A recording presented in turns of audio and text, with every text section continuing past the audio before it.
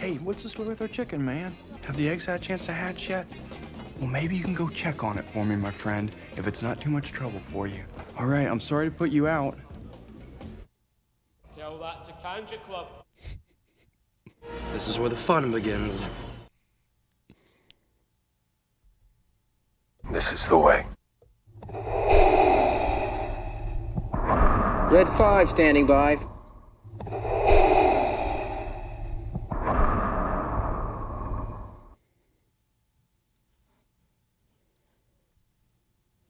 Now this is pod racing. Tell that to Kanja Club. Come on, New Zealand, try something new. The Polynesian spa. The shroud of the dark side has fallen. Begun. The Dad Wars. Pass. Tell that to Kanja Club.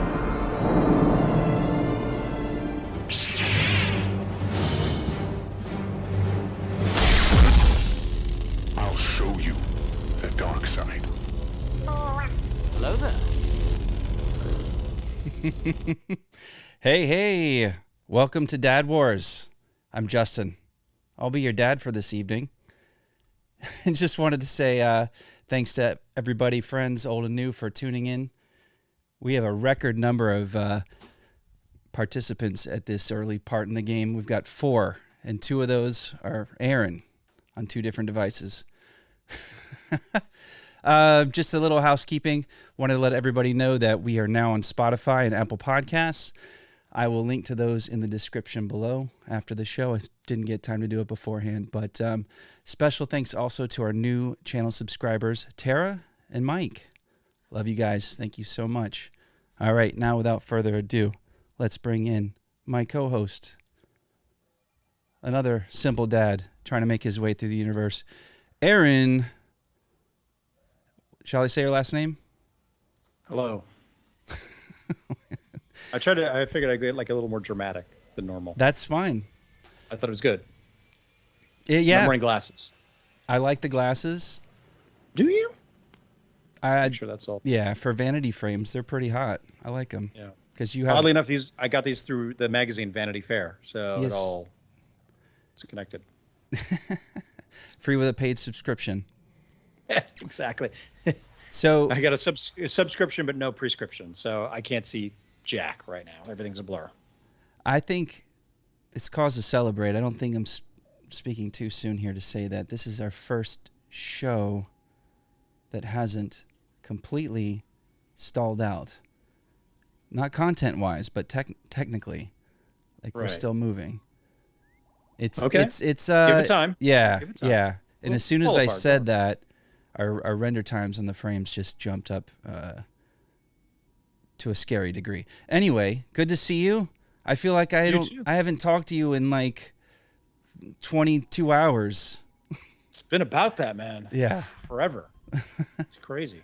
How's things going? How was your week? Now that we're doing the show on Sunday and not Monday, I can actually ask you how your week was. My week was good. Yeah, it was a little frenetic, a little busy. You know, still looking for some solid work that's consistent. Yeah, just doing all right. My son was with me this weekend, so we had some fun. Watched some movies, and watched a Dad Wars unboxing video.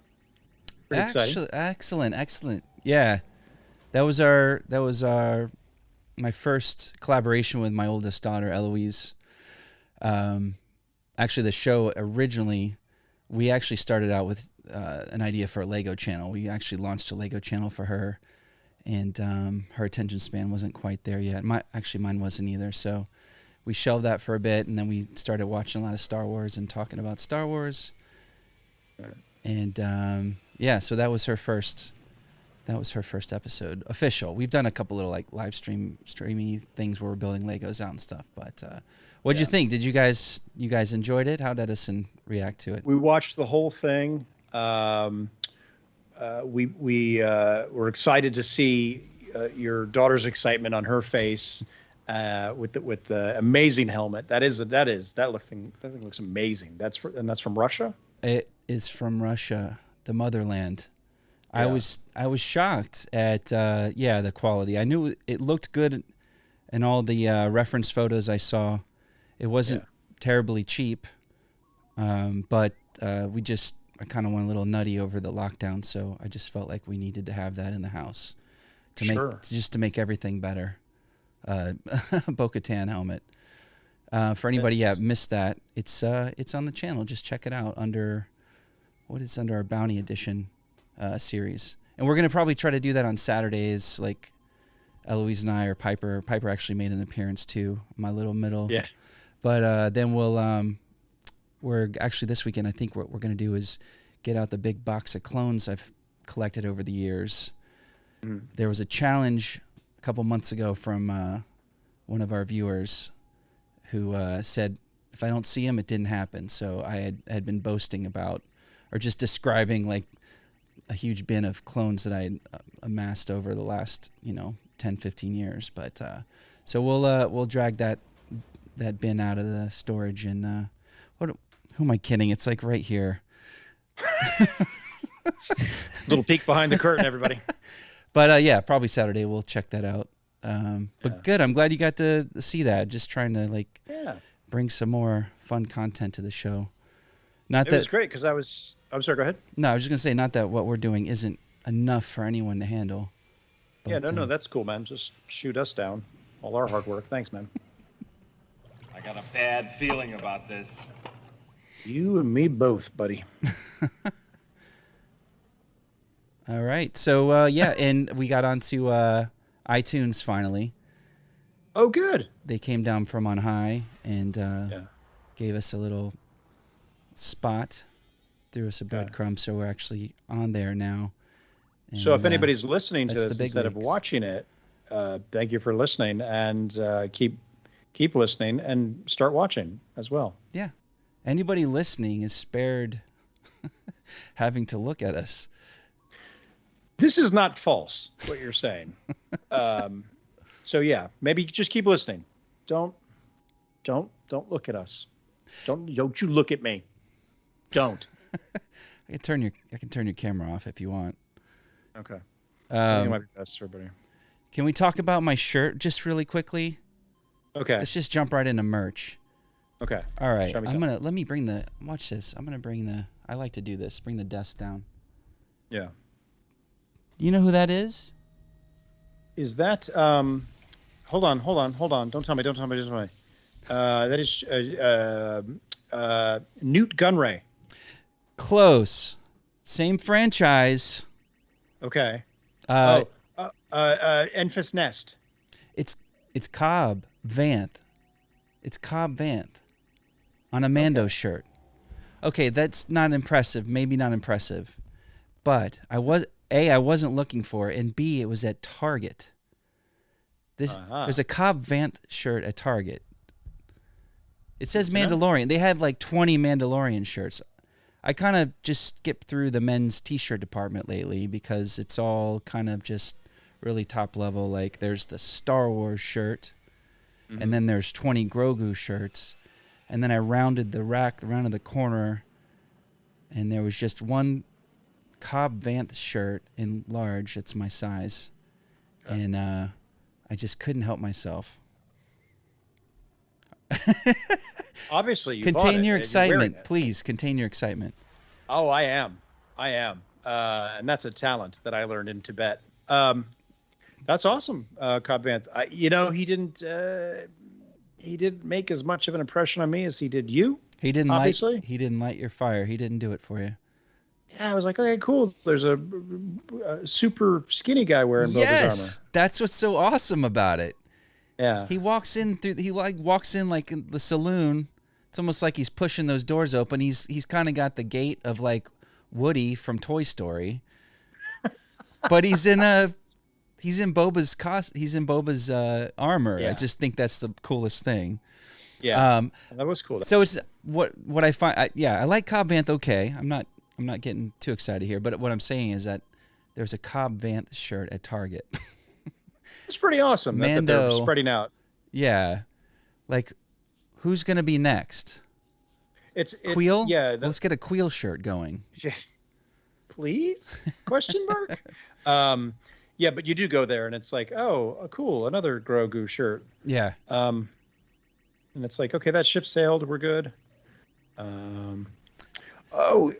Speaking of the Mandalorian, though, I saw something today on the Twitter. I don't have it, but somebody posted a picture, and it was from the new episode of Gallery that they're going to premiere. I want to say November, which I don't understand why they're waiting so long. Are we talking about the Luke episode? Yeah, and it was an actual picture of Mark Hamill holding Grogu on the set. All right, hold that thought, because we're going to talk about that whole scene. Oh, okay, yeah. Yes. But I was always under the impression that that was always somebody else, and he just came in and did the lines, but he was there. That was. Yeah, I don't know what his total level of involvement was, but I'm looking forward to that. That gallery to see what that was. But so where did you find that? Was that a leak or was that somebody? It almost looked like somebody took a picture from a computer screen or a TV screen. Okay. That one, but yeah, I don't. I should have saved the picture actually. Now that I say all this out loud, but I didn't. I have. Yeah, I have throw it failed my the way. dad We horse. could. That's okay. We can post it. We'll post it on our Instagram at some point. Yeah. So let's get into the news. Do it. Well, first things first. The news has been pretty sparse for Star Wars, but overall, this last week, at least I know we missed a week together because of technical difficulties, which I think we've sorted out. I hope our viewers will let us know. So far, so good. But it's been like there's been some pretty bad news out there for pop culture and everyone playing nice. And I don't want to diverge too much away from Star Wars, but the Black Widow news is pretty unsettling. Are you aware of this? Yeah, I am. I mean, I was actually talking to somebody about it this weekend, and they were talking about how they felt that because of COVID, that releases had to change. It couldn't be theatrical only, and blah blah blah, this and that. And ultimately, I said it comes down to a contract. There was a contract that was signed. Yeah. Honor the contract. So back up. Tell us. Can you give us in a nutshell what the headline would read or what that story? I cannot. I just look at pictures. I can't read. Let me help you out. Okay, so suddenly woke up like 4 or 5 days ago to find all over Twitter and everywhere else that Scarlett Johansson had filed lawsuit against Disney. Yeah. Because of non-payment or not getting the compensation she thought she was going to get because they had released Black Widow day and date, meaning it wasn't just a theatrical release where right. You could buy it on Disney. Yeah, in that scenario, she would have made more money, right? Yeah. So I went right to the end of the story, regardless of whether she gets payment or not, or more compensation. That's the nail in the coffin for her career with Avengers, right? With the MCU. That's it. Well, I think she's done anyway, isn't she? Are they going to be multiverse, my man? Multiverse. She could come in. She could come back. They'll multiverse. They'll recast her. Is what they can do now. That's what they've opened up with our favorite Disney Plus show, recent Disney Plus Marvel show. Right. Right. Well, I also think though that they set it up for the next generation, which is going to be the Florence Pugh character, and they've done that for Captain America, obviously, with having Sam take over the mantle of Captain America. But yeah, I don't know. I think for her, I don't think it's so much about the money as it is about the principle. And she's been making them quite a lot of money as well over the years. Yeah. So it's like she's the first. This is the dawn of a new era. Like the movie theaters are not the one-stop shop for these big tentpole films now. This is probably one of the first to be a day and date, right? Like one of the first half dozen, maybe. Yeah. Unless you want to count Mulan, yeah, maybe. Jungle Cruise just did the same thing, but now we're seeing that they're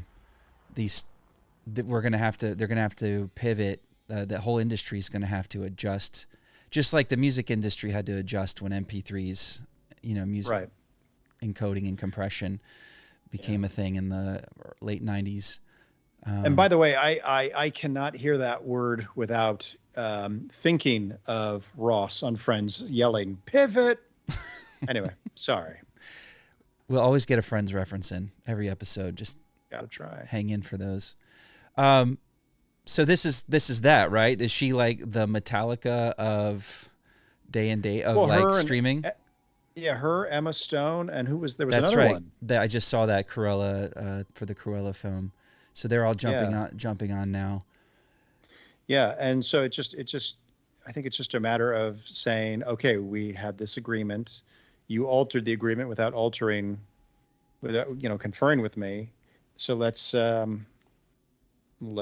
remedy this. And also too, I think much like everything, corporate America and restaurants and everything has gone through a major metamorphosis, a change because of the last year and a half.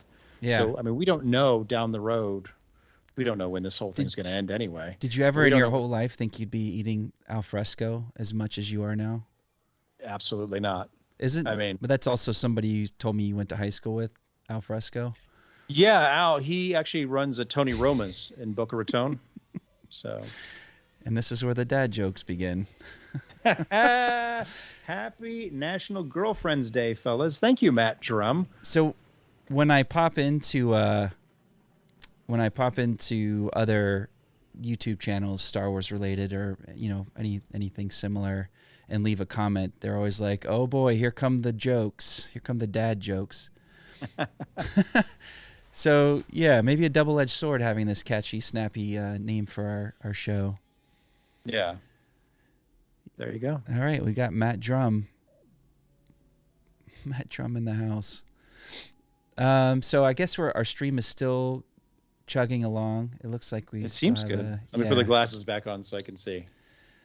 So, are you unaffected by the idea that we won't have ScarJo in the MCU anymore, unless they somehow make nice? And is she just trying to get back? Is she trying to say you can't Disney? You get your way 99% of the time, but not this time. What? It's quite possible. She's making a stand, which I think is good. I once again, I thought she was done. Like Robert Downey Jr. seems done. Chris Evans seems done, unless there's something sort of secret in the works. I'm fine. She's told her story. She's told.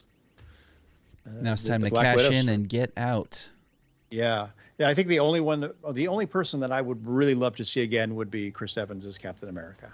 Because I love that character and what he's done with it. But yeah, that's about it. Well, you're going to get to see him in the What Ifs, right? Potentially. Yeah. Did you see the figure? We got so much to talk about. We do, yeah. Eventually, we'll talk about Star Wars too. Yeah, and there was some other kind of distressing news. And can you guess what it is? Because I forgot what it is. No, but now I'm on the edge of my seat. Well, it'll come back to me. It'll come back to me. Okay. So, how about we check out? I know what we wanted. One of the things on our list of things to do. Our last show together was a technical disaster. Visually, the audio was fine, so I was able to pull a podcast episode from it. But yeah, it didn't make for good viewing. But I know we had just started to briefly discuss Visions, the forthcoming anime anthology show that's going to be on Disney Plus in September. Mm-hmm. And I don't know where we netted out with our thoughts or feelings about it, but I think we can actually show the little special look teaser right now if you want to, and then we'll talk about it, and hopefully we'll get some feedback from our friends here. Ray did. Ray brought up the Ezra Thrawn casting, which I can talk. We'll talk about briefly. Yeah, we're moving quite along, quite quickly here. So, yeah, I let me just say quickly, that's not new news for me, and they keep saying it's confirmed. It might be confirmed. It's not confirmed. Right? Like these two actors. Nothing official on StarWars.com has come out. Just a lot of people saying this and this, and that Rosario Dawson posted a thing. Congratulating or saying something about somebody. So everybody's like, "Oh, this person is obviously Ezra." I will say this much. Yeah. I have been saying to anyone that will listen since day one, if they ever do a live action Thrawn, it's got to be Mikkelsen. He's got to do it. Yeah. He's the guy. He's the guy. and I sent that Put some article blue paint to my on son. him. Yeah. I sent that article to my son. He's like, yeah, but what about Cumberbatch or whatever? And then so I sent him a picture of Mikkelsen, and I was like, look, imagine him blue with some specific hair. And he's like, yep, nope, that's it right there. He looks great. I mean, you can't tell me that you don't read a Thrawn book or something Thrawn's saying and not hear his voice. It's just so ingrained in that character now.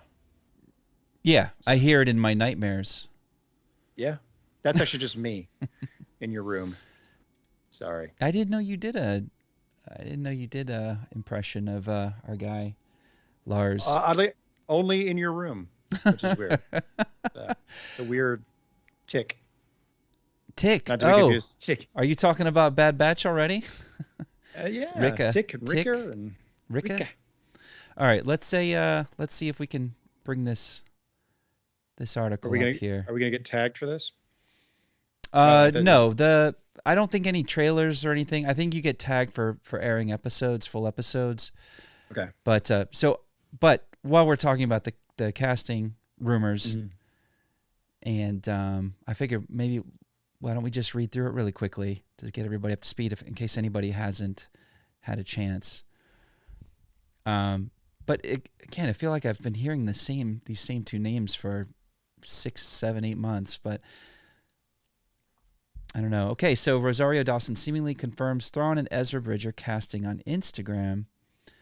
Actress Rosario Dawson, who portrayed Ahsoka Tano in Season 2 of The Mandalorian, has shared an Instagram story post of the reported casting of 2 major live-action roles for future Star Wars projects. Recently, Egyptian-Canadian actor Mena Massoud, who starred in the live-action Aladdin, was reportedly cast as Ezra Bridger from the animated show Rebels. In the same report, Danish actor Lars Mikkelsen, House of Cards, Sherlock, is set to reprise his role as Grand Admiral Thrawn, who he voiced in the same show but may now play in a live-action capacity. His brother Mads Mikkelsen, Casino Royale, Hannibal, also played Galen Erso in Rogue One. Yes. Does it say how she actually... Oh, she shared the post. What did the post say? Anyway, I don't want to dig too deep into it. But yeah, my first observation when I first saw that Mena Massoud was going to be considered is that Ezra's kind of based off of Aladdin in the first place, right? Exactly. Yeah. So it works. It's like, keep it real there. I've only seen him in that. I haven't seen him in anything else, but I'm sure he's fine. Did you see that live action Aladdin film? I did not. I bet money you didn't, and I just won $10. That's great. Oh, good for you.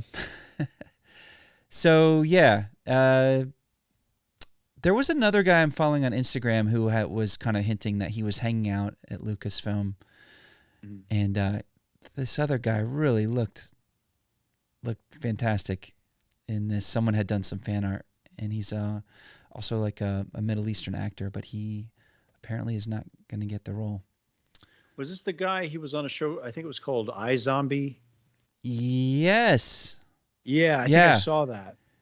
Yeah. Did you see the artwork of him? He's kind of got like kind of like a little more of an updo and kind of had a scar on his eye. Yeah, and he's- if I'm not mistaken, if it's the same guy, he was somebody keeps posting pictures of him as Reed Richards, Oh, really? and I'm like, it's interesting. Actually, I kind of like that. Yeah. He's got a look for sure. Yeah. For sure. All right, let's see. Any other casting thoughts? Can we talk about Omega again? I think we've done We covered that. We covered that. Yeah. Let's see. Yeah, you know what? I should have. All right, keep it going, Aaron. I'm juggling some. I'm spinning some plates Okay. here. Give me something. What I am interested about, though, Yes. is that so we're gonna have, because Filoni has talked about doing some sort of a Rebels sequel to talk about the journey to find Ezra and Thrawn. And now we seem to be they're back, obviously, as we saw, spoilers, as we saw Ahsoka ask, where is Grand Admiral Thrawn? Yeah. So will that story now be told in live action, or will that remain an animated thing? That's what I'm curious about. My thought's always been like, once these characters, once Ahsoka showed up and Bo-Katan showed up on Mando, I just thought like, all right, the Rebels is now being sequelized in live action, and I don't think they're gonna be turning away from that. I think they're gonna lean into it. They're gonna go full on live action Rebels. Yeah. Not to say that we won't see these characters show up in animated form, and maybe a show we're watching right now, but right now, is it on Dad Wars? This show. When we're not watching this show, we're watching another show called The Bad Batch. Justin, am I Ezra? What's happening? That's why I wanted to get to the bottom of the article. It's right there. They misspelled your name, though. Damn it. Every time. Yeah. Every time. Aaron is spelled M-E-N-A. No, that's the traditional spelling, but whatever. How's our stream? Are we still chugging along here? Maybe. Yes. Yes. I mean, it looks fine. It looks fine to me. I do have a question for you, a tech question. If this bores anybody, I don't really care. What's your FPS rate for your camera? Oh, 30? Yeah, 30 frames per second. So I might need to change my things because I'm at 24. Yeah, you could go 30, and my camera I think is 2997, but our OBS output to YouTube is 2997. I just want to quote the latest. This is where the fun begins. The latest thing put in the chat. Yes, stream good. We'll take I just want to thank. We'll I want to take thank Tonto for writing that. Thank you so much. Oh my God! You sure that wasn't Frankenstein? No, he just talks about fire. That's an old SNL reference. It is. Let's The great Phil Hartman. All right, so let's get up. Have you read any of the Thrawn books? Yeah, the Heir to the Empire trilogy. Any of the new ones though? Absolutely not. Okay, I read the first one and I got halfway through the second one, and then like life happened and got distracted with things. But I have all three over here on my bookshelf, and oh yeah, the first one's really good. The opening of the it's just called Thrawn. The opening of it is like First Blood. Just the tension, and it like there's. Do you have it within reach, that Thrawn? Kind and of. I only say I say absolutely not, only because I just don't have any time right now.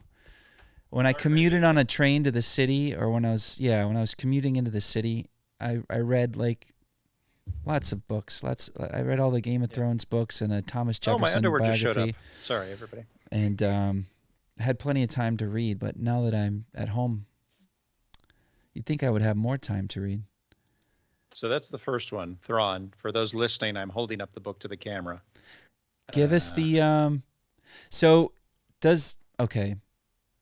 the Heir to the Empire series from the early 90s is considered Legends now. It's not canon, right? That's all.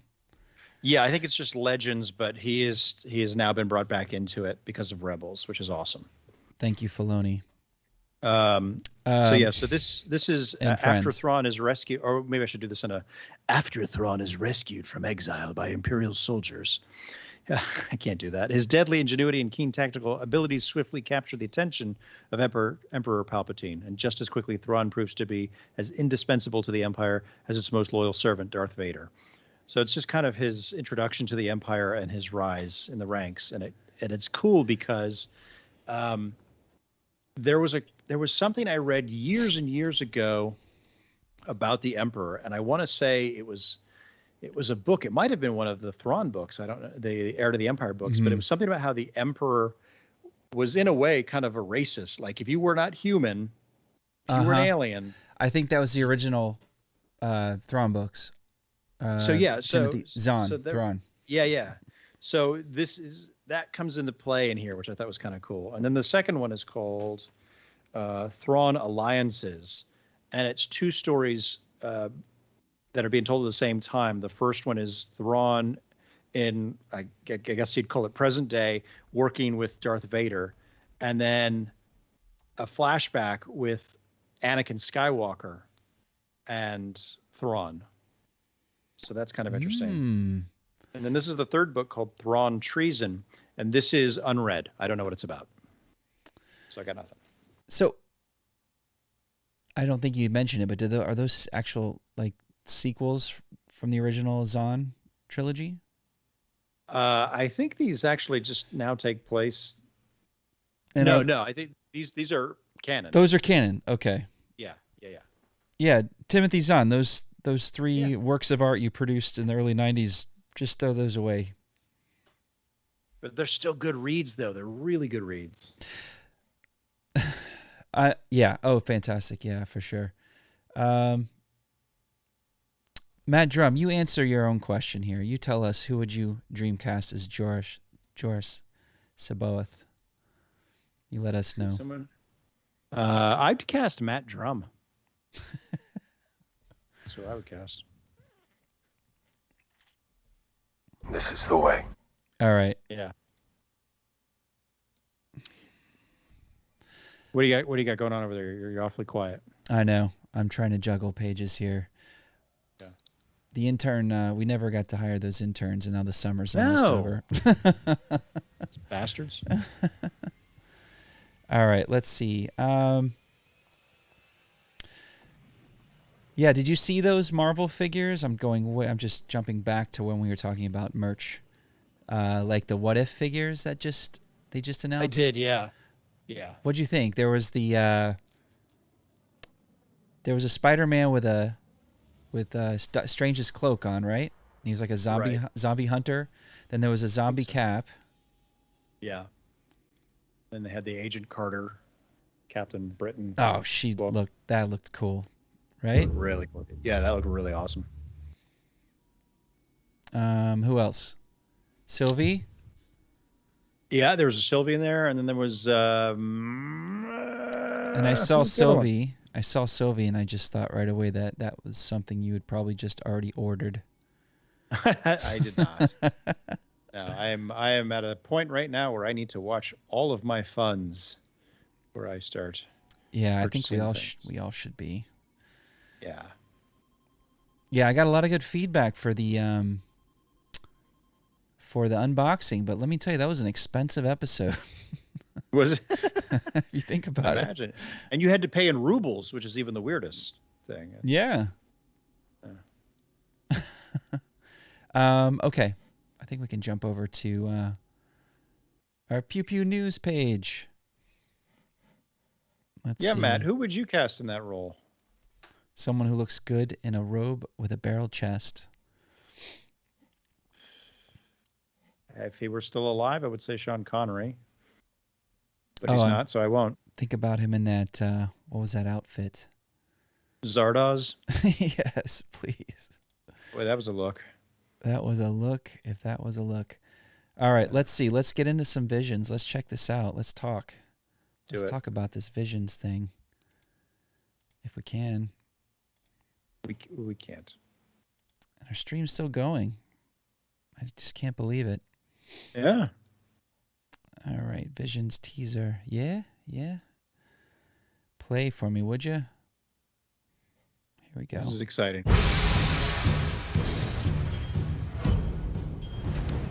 Star Wars Visions is going to be an exciting anime anthology series coming to Disney Plus in September. Japanese animation inspired a lot of the people at Lucasfilm over the years. We loved the idea of seeing Star Wars expressed in that way.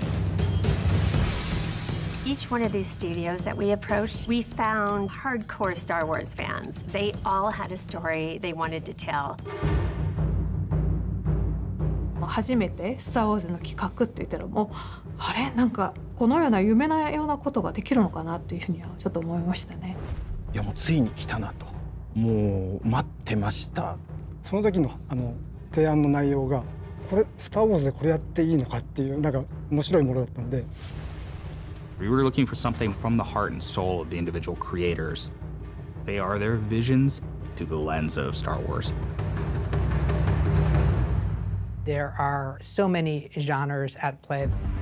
Big and bold, romantic and sweeping, funny, comedic.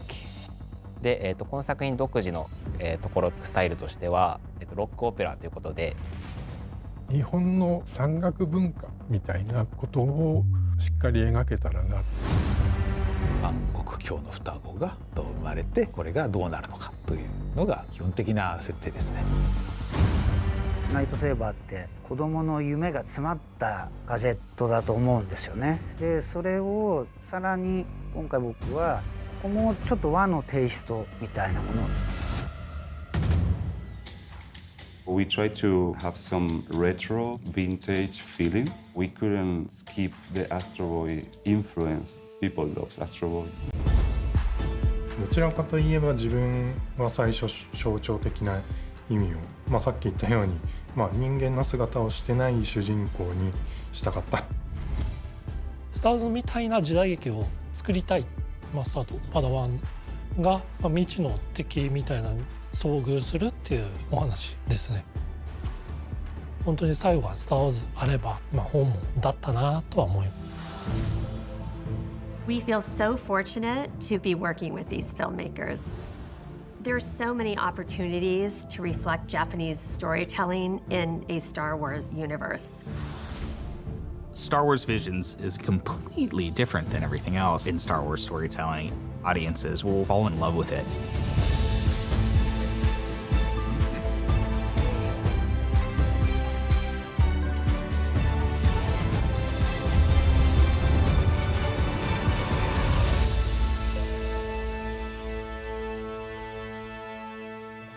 Bad feeling about this. Whoa, that's intense. Yeah, it looks interesting. I'm interested. I've tried to watch that trailer like 10 times. Like my attention just like goes all over the place. Yeah. I mean, by nature, like the format of an anthology for anything really is, for me, tough. Yeah. A tough sell because it's not a solid, it's not going to be a through line A to Z story. It's going to be a bunch of little stories. And I just like, so you prefer like movies. you prefer like just a solid storyline carried over as opposed to individual stories. Yeah. Okay. So let me ask you this, like shows like The Twilight Zone and Amazing Stories, like did you not like those shows or? Yeah, I liked them okay, but then if you have a good one, then what? It's over. Well, you know, I'm a glass of blue milk half empty kind of guy. Like I wanted like to drink my milk straight from the manatee teat. Okay, so some examples of anthology type from that genre would be like Four Rooms, right? Okay, yeah. Which was tied together with the bellhop, right? Tim Roth. You had a Robert Rodriguez directed piece. You had a Tarantino directed piece, and then two more. I don't even remember. Yeah. And like one of the three of them was okay. I may be looking at this all wrong. I'm just not terribly excited about it. Some of the visuals were pretty interesting, pretty compelling. Like but real quick, the one guy said, "I'm very proud that the Star Wars is the last thing I'll ever make." Does this guy have some bad news to share? I wondered that when I first saw that. I was like, "Oh, is he?" But he might just be retired. Oh, yeah, but do you ever officially retire from show business? Don't you just kind of stop making stuff, or is that just the honorable thing to do? I don't know. But yeah, there's some things in there that were visually interesting, but I'm not sold. Anybody else excited about this? Please let us know in the chat. And if so, what parts are you excited about? I know that's a bunch of different famous studios that are representing here, but I'm just you know what I'm excited about with this show is for that moment where I'll watch an episode and go, that's one of the best Star Wars stories I've ever seen. Because I have a feeling something like that will happen. I think you're right. I think there's probably going to be one or two out of the bunch that are probably just exceptional and maybe they'll show us something different that we haven't seen that we'll enjoy or that will make you want more. And that also makes me think that this could be is it the upfronts, or where do they go in network TV to sell pilots? Right. Maybe one or two out of this will become series, or we'll get characters thrown into canon. I'm not sure if this is canon or not. I think it's been discussed. I'm sure it's been discussed online, but that's cool. I don't know. I don't hang with anime folks too much. I guess your luck's about to change, my friend, because coming to your house right now in an oversized bus are 47 anime fans. That's not happening. That's a fabrication. That's what that is. Sounds like fun. Yeah. Yeah. Anime party bus. They're here. Yep. This is where the fun begins. All right. So do we have any other final thoughts about Visions that drops in September? Anybody out there have any thoughts? I'd love to hear them. For the love of all that is holy. Let's just skip through really quickly. This won't be compelling for our podcast, but we can cut this out. There are two things in there that stood out to me. There's a shot of a bunch of lightsabers, and they have these this cloth around it that looks almost like a samurai sword. That's right. Yeah. And then there's another shot of a Jedi that I'm like, oh man, yeah, we probably won't get Keanu Reeves in a movie, but there he is. It's like they made Keanu. Yeah. And what's going to be really great for the listener is a lot of that's in Japanese, so you don't know what they're saying. And you know what, as I'm thinking about it, maybe I'm the last one to have the light bulb go off, but Seven Samurai or Hidden Fortress, Kurosawa was a huge influence on Star Wars. Oh yeah. And Kurosawa was a huge influence on George Lucas, right? Yeah. So it's coming full circle. Yeah. Sorry guys, I'm a little slow to the uptake here. That I'm not excited about that. About what? There's you'll see in a second. It's a little rabbit character. Okay. It's like the bunny girl thing. Yeah. I think that's yeah, Gavin, Ultra GK Art says he's not usually into anime, but he thinks he can get into this. And I think this might make anime fans out of all of us. What do you think? Let's slow down, everybody. Let's pump the brakes. Now I'm getting excited. Hang on. By the end of this segment, I'm just like, yeah, this thing sucks. I can't wait to not watch this. Let me just scan through just a couple more frames here. See if there are any hidden gems in here. We've seen this character already, earlier in the. Yeah. Do you have the? I like this shot. Can you see the Keanu one? Where did that fall? Was that where the guy was saying that mountains are the culture of Japan? think so. Look at this poor guy. He's happy I directed Star Wars episode as his final work. Rest in peace, friend. All right, so what is that, Boba? That's like a really crazy. You'll see it in a second. Yeah, That- that looks like Boba Fett. All right, that's the first time I'm noticing that. Okay, just got to put on a Mandalorian helmet, and I'll be there. There you go. That's all you need. So I feel like putting Star Wars into an anthology format could be tricky. It's not going to make Depends on the everyone story. happy.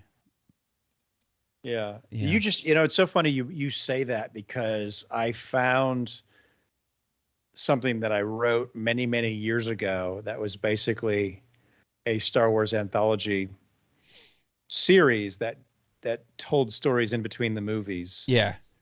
And I found drawings that I made. It was going to be an animated series, and so I found drawings. I was going to make a trailer for it. So last night I was like, oh yeah, I have those drawings somewhere on my computer. So I was going through all that stuff, and I was like, oh, maybe I could still put that together in some capacity. That'd be kind of cool. Just the trailer. Could be fun, but like animating's hard and stuff, so it won't look great. But Yeah, we can dream it, but can we do it? That's the hard part. Who has like the time? So Matt Drum. Yeah, Matt Drum does. Matt reads a lot, and he said that it covers a time frame before the Phantom Menace and ends after the Rise of Skywalker. Okay. So it's all across the timeline. That's pretty interesting. That's exciting. Yeah. I wonder if so I wonder, because since it's doing that, I wonder if these will be canon stories. Yeah, I think that was the first thing I asked Matt when I saw the trailer. Yeah. And he was like, what is canon really? He got all philosophical. Like, canon's what you make of it. If you want it to be canon, it's canon. It's a camera brand, and also a show starring William Conrad in the 70s. And then he asked then he states that Christopher Lee and Toshiro Mifune were in 1941. Coincidence? These were heroes. Yeah. These were heroes of Lucas and Spielberg. Yeah, very true. Fun fact for anybody that didn't ask, there was a gag that was done in 1941 that did not work. They tried it over and over again. It didn't work. And it was later brought over into Raiders of the Lost Ark, and it worked perfectly there. You're kidding. So I think it's Christopher Lee gets on the sub, and he pulls out this torturous device, and he turns it into a hanger. Oh, For yeah. his jacket. And they just couldn't get it to work, apparently. And then they used it with Ronald Lacey as Toet in Raiders, and it's classic. Brilliant. Yeah. You know what? When you said that it didn't work, I thought like the joke fell flat, but it's in the movie, but it wasn't. It just, they couldn't get the prop to work. It wasn't funny. It was. But wait, for so whatever reason. it was cut. It was cut from the movie. I believe it was. I mean, it's been a while since I've seen 1941. But Yeah. but I remember seeing an interview of like the making of it, and Yeah. Christopher Lee talking about that particular thing, and then saying it was later. That's interesting. They did it I again. love that. Yeah. I love that gag. So let's get back to the bad news really quickly, because I remember there were a couple things that just kind of, just kind of bummed me out for the week. Well, one of them was the Scarlett versus Disney. Okay. I like to see everybody get along, especially with the things that I like to watch, because it's all about me. But also the He-Man, all the He-Man vitriol. Have you been following any of this? With well, what's interesting about He-Man It's crazy. Coming back to Netflix with Kevin Smith doing the show, and what's very interesting about the backlash is I don't care about any of it. I don't care. Yeah. No, that's not a So- yes and. You got to give me a yes and. Oh, I'm just went saying with how Robot. it's ubiquitous. It's so prevalent across at least the YouTube that I have that has been curated for me and suggestions. All the news outlets, all the pop culture news outlets, it seems to be all about He-Man. And it's unfortunate. I've watched a few episodes of it, and it's on its own, it's pretty enjoyable. If you're and I don't know any hardcore He-Man fans. But they are from out this there. show so many years. This 20-minute commercial that aired every afternoon so many years ago. But yeah, there's a lot of angry He-Man fans out there because it's such a departure, I guess. Yeah. But while also frustratingly, like well done, like art, audio, visual, art and picture and sound and everything, and it's really top notch. It's just they went off the rails with what people were thinking it was going to be. Yeah, I think also too. I mean, based on what I have read about it, and I know next to nothing about He-Man, never really. That was, I think, around the time where I was starting to kind of diverge away from cartoons and stuff like that, and I think they're trying to do something that is different than what you had before, something that maybe is a little bit more mature than what you had before. Yeah. And they're also trying to set stuff up to be for season 2 and 3 and 4, which is what you want to do with any TV show. Yeah. You're not just like, I'm in and I'm out. It's not like the BBC where you do one beautiful little mini series and that's it. Yeah. It's not the American way. We want to set things up for franchises at every turn, whether it's television or film. But yeah, people just cannot contain their emotions about things at first, like knee-jerk responses and at first glance, and without watching it independent of baggage or, well, now it sounds like I'm reviewing Rise of Skywalker. Just kidding. Sort we're gonna of. get letters. Sort of. Yeah, we got a lot of feedback about our review, or our review of the Duel of the Fates script. Mm-hmm. We got a lot of feedback on that. A lot of comments. Yeah, a lot of hate mail. And it was all from one listener. It was all from Matt. Nobody else said anything. Anyway. And thank you, Matt, for the correspondence. It's always nice to. Yeah, it's cool. It's cool to, talk Star Wars. Yeah. We should send Matt a link and bring him in right now. We could. Yeah, if he wants to, I can bring him in. We can whip something up. Yeah. Matt, you let us know if you want to come on. Or don't give him a choice. Just make him do it. He's his own man. All right. So besides the He-Man stuff and the Marvel stuff, Disney stuff, we have a couple other things we can talk about here. How about some deep fake stuff? We should talk some deep fake stuff. Let's talk Visions again. For an hour and a half. I like Japanese. So yeah, deepfake. No, I love that story so much. Yeah, I know when I saw you light up, your face lit up when I mentioned that I wanted to talk about this deepfake. So can you kick us off as I'll get this page set up for us.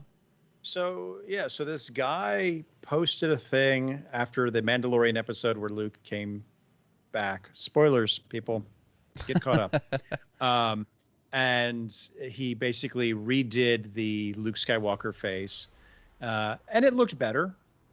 It still looked a little stiff, but it looked much better, a little cleaner.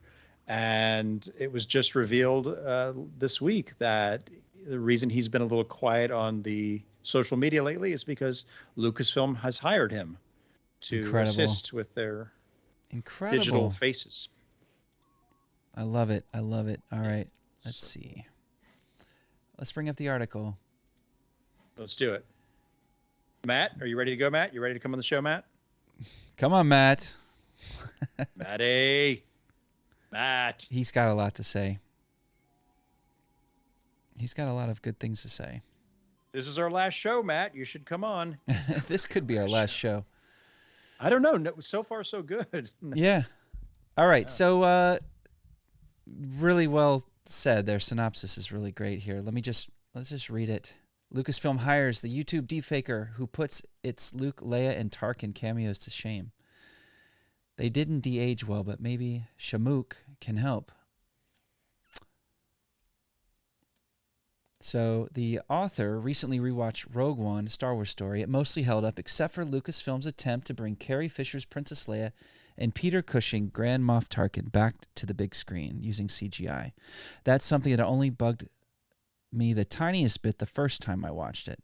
Aaron, what did you think about those CG performances, and how did you feel overall? I loved seeing them. I loved having those characters there. It felt logical to have those characters there. I did feel that there was a stiffness, there was a Xbox type quality to it, but I did not allow that little thing to ruin the film for me, because I think up to that point I was so enthralled with what I was watching and seeing, and the story, and just it was the first Star Wars movie in a very long time. I'd say even, and this came after The Force Awakens, and I loved The Force Awakens, but this is the first one that felt very tactile, that felt very like A New Hope, or just Star Wars, whatever you want to call it. It felt it. I don't know. So I loved it. But yeah, I'm not answering the question. Beautifully stated. No, you said it. Like, you wouldn't allow it, even though your mind was trying to pull you into, like, oh, Uncanny Valley. That's not not Tarkin, and that doesn't quite look like Leia. Yeah. But it wasn't enough. The story's too strong. Like, I mean, the movie itself overall is too solid to let that like get in the way. So bookmark that, because I have a question for you after this too. Oh yeah, okay. Yeah. So but Lucasfilm's Industrial Light and Magic may now have the ability to make those movies a tad more future-proof, because it's hired a YouTuber who specializes in deep faking Star Wars and other big budget movies, showing up their CGI de-aging techniques. Shamook is the one who fixed, quote-unquote, Luke Skywalker's cameo in The Mandalorian to the tune of 1.9 million views, and the improvements to Rogue One's Tarkin are phenomenal. We're going to watch those in a second. Peter Cushing was certainly thin in the role, but he no longer looks quite so emaciated. Okay, that's not part of the article. Okay, instead of ordering YouTube to yank the content or sending cease and desist, IndieWire now reports Lucasfilm decided to hire Shamook instead to do what they apparently love. ILM is always on the lookout for talented artists, and have in fact hired the artist that goes by the online persona Shamook, a Lucasfilm rep told IndieWire via CNET, via Dad Wars. Over the past several years, ILM has been investing in both machine learning and AI as a means to produce compelling visual effects work, and it's been terrific to see momentum building in this space as the technology advances, but we were outdone by some kid on YouTube. It didn't say that last part. I just made that up. I was actually thinking, I was like, wow, did they really say that? They created a title for this guy. It's what a dream. What an absolute dream. Shamook says their new title is Senior Facial Capture Artist. All right, so this author says, I'm not sure Shamook's results are always better than the originals. Many still have that uncanny, mask-like quality that's still common to a lot of deepfakes today. It's common in a lot of deepfakes today, right, Aaron? Yeah. That's a phrase. That's like a normal phrase now. And they don't have the benefit of all the additional CG lighting work that clearly went into Disney's modern films and shows, but perhaps by combining ideas, they can reach new heights. So basically, it's like hiring one of us. For me, it would be like them coming and say, hey, Aaron, do you have any ideas for some Star Wars TV shows that you would like to be a showrunner writer on? It's like that. It's amazing. It's just it's a Cinderella story. Yeah. But Cinderella just has amazing talent, and just got plucked out of not even obscurity, really. Like when you get almost 2 million hits. Yeah. Because if you looked up, like everyone was doing right after the most recent episode of The Mandalorian, People wanted to see that scene. People wanted to see reactions. Like I just started looking at reaction videos and just having a blast with that. So what was you told me to bookmark it. You said you had a question for me? So he says, but Lucasfilm's ILM may now have the ability to make those movies a tad more future-proof. So what if they go back and clean up Rogue One? What if they go back and, you know where I'm going with this? Like, so you're doing like a special edition where they go and they redo the faces. Yes, and even jump into Mandalorian season 2, final episode. Like, what are your this is getting into Star Wars fan purity and the sanctity of the artwork, the work of art. Like, that experience, do you want that modified? We've been fighting, we've been clamoring and crying and smacking our fists on our desk asking for the original trilogy in 4K or at least some Blu-ray for how many years now? And it's More hidden than away. Yeah, we can't get our hands on the original trilogy unaltered. Yeah. Pre-1997 special edition. We can't get our hands on a modern platform copy. We can't, unless the fans get together and make it themselves, which they have and done a pretty good job of it. Some amazing stuff out there. Yeah, but like, why do we have to do that? Why can't? Well, I demand justice. To answer your question, I don't know if I would have a problem with them going in and altering the effects for those particular scenes to make them more lifelike, to make them less mask, less Xboxy. Yeah. I don't, because ultimately they're not affecting the story. They're not changing the aesthetic of the film. No additional content, no altered scenes, no additional content, no new scenes, no. Yeah, gotcha. Yeah. Okay, that's different. It's apples and oranges. Because I think, but I also think too that one of the problems with the special editions, and it didn't occur to me until I watched a video. I think it's Patrick Willems, Patrick H. Willems, who I've talked about on the show before, does a phenomenal series of videos on YouTube, film commentary. One of the big problems with the special editions and the stuff they added is that it's especially the scene that he pointed out was the Cloud City, where we follow the cloud car through the buildings and the camera's moving and it's all this other stuff. And that is not like anything else in that movie. It stands out as not the way they would have filmed it back then or could have filmed it. Yeah. So I think as long as you're not adding something that's going to not gel with what is around it, then yeah, okay, fine. I'll always have my Blu-ray and my digital copy of Rogue One, you know? Yeah, you will. I'm sure this is something that they would put on Disney Plus, and, you know, like they've done with all the changes to Yoda in the prequels. Right. So what do you think his first assignment, as he's like getting his business cards, his name placard, and it's going to be fix Rogue One, right? It's going to be like the first thing. I don't think. You know what I think his first assignment's going to be? Kenobi. I think they're going to say, we want to have Anakin look a little younger because we want to do a flashback, or we want Kenobi to look younger because we want to do a flashback, or yeah. Well, that's what I think. Whoever did Kurt Russell in Guardians of the Galaxy 2, that's the guy.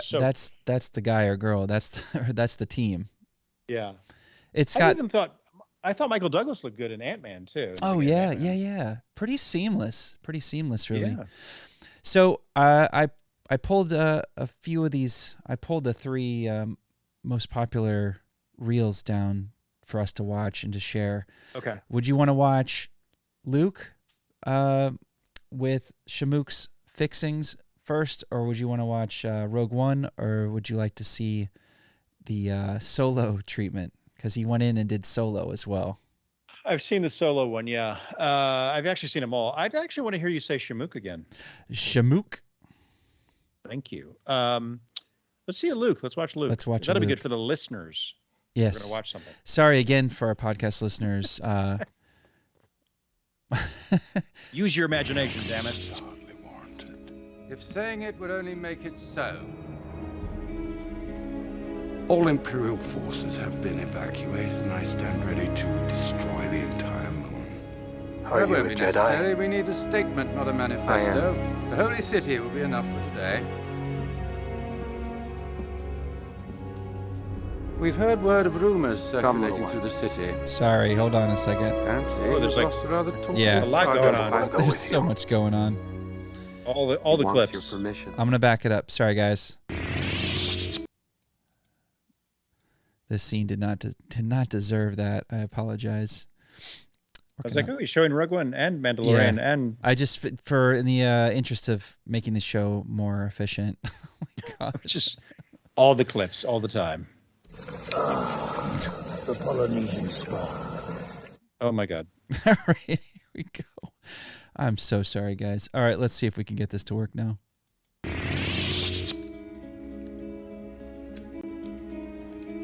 How are we doing? Is it working now?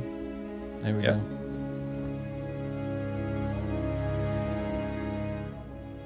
Are you a Jedi? I am.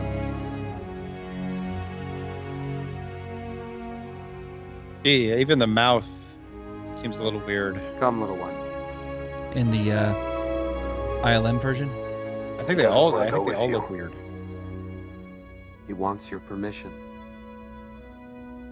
He is strong with the Force, but talent without training is nothing. I will give my life to protect the child, but he will not be safe until he masters his abilities. You go on. That's who you belong with. He's one of your kind. I'll see you again. I promise. Why are you still showing this? Stop it, Justin. He gets him every time.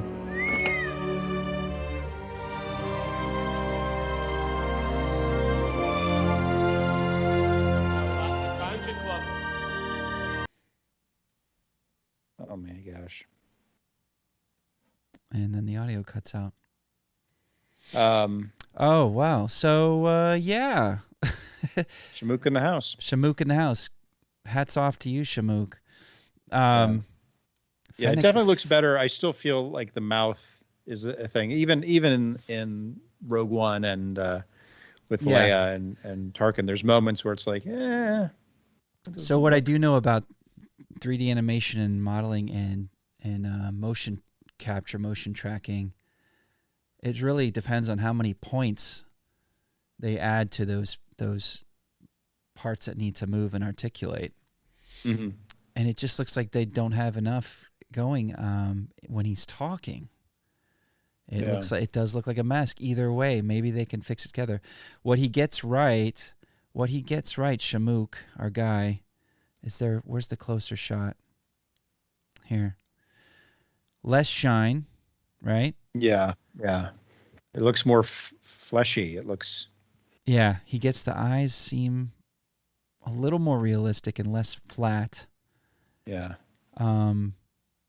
He definitely looks like it's different lighting.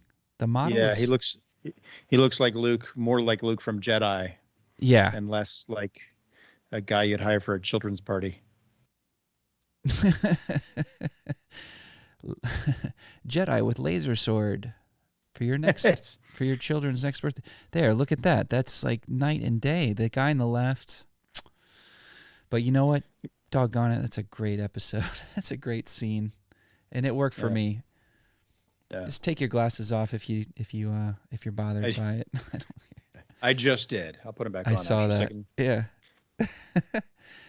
All right. So let's check out Tarkin, and then we'll throw him the bonus solo deepfake, which is really strange to me. Yeah, that threw me off. I was not a fan of that. All right, let's see.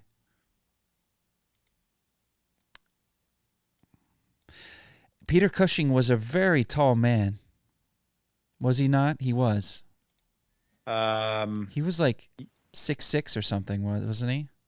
I don't know. We need to ask our chat room research team, somebody to look that up so we don't have to. Yeah, I don't know. I don't know if our chat's working. I haven't heard from anyone in hours. Matt? It's been Ray? a long time. All right, let's roll with this Shamook-styled. Your concern's hardly warranted. If saying it will only make it so. No. Sorry. The lines. All Imperial forces have been evacuated, and I stand ready to destroy the entire moon. That won't be necessary. We need a statement, not a manifesto. The Holy City will be enough for today. Looks better. We've heard word of rumors circulating through the city. Apparently, you've lost a rather talkative cargo pilot. Governor Tarkin, the Senate will be of little concern. When has become now, Director Krennic. The Emperor will tolerate no further delay. You have made time an ally of the rebellion. I will not fail.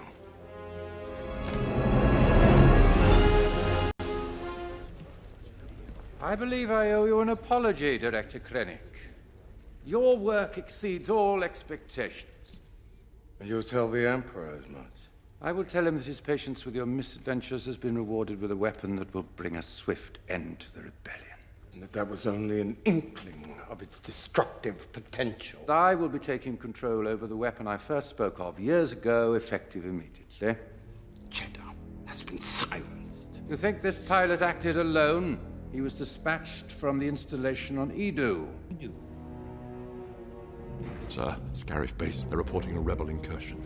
I want to speak with Director Krennic. He's there, sir. On Scarif. The original plans for this station are kept there, are they not? They are. Prepare for the jump to hyperspace and inform Lord Vader. Target the base at Scarif. Single reactor ignition. Yes, sir. You may fire when ready. The transmission we received. What is it they've sent us? Hope.